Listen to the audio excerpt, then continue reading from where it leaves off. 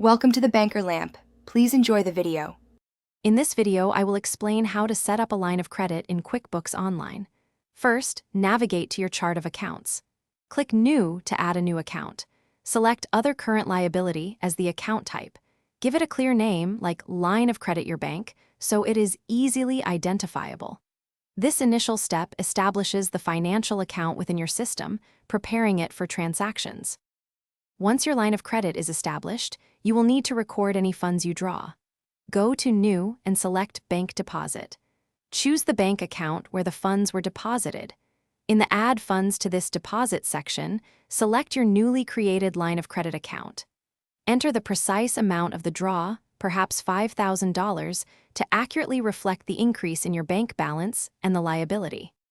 When making payments, record them as expenses or checks. Split the payment into two parts, the principal and the interest. The principal portion reduces your line of credit liability. The interest portion should be allocated to a separate interest expense account. This ensures accurate tracking of both your debt reduction and the cost of borrowing, providing a clear financial picture. Finally, it is crucial to reconcile your line of credit account regularly. Compare your QuickBooks records with your bank statements to ensure all draws, payments, and interest charges are accurately reflected. This process helps identify any discrepancies promptly. Consistent reconciliation, perhaps monthly, ensures your financial records are precise, aiding in sound financial management and accurate reporting for tax purposes.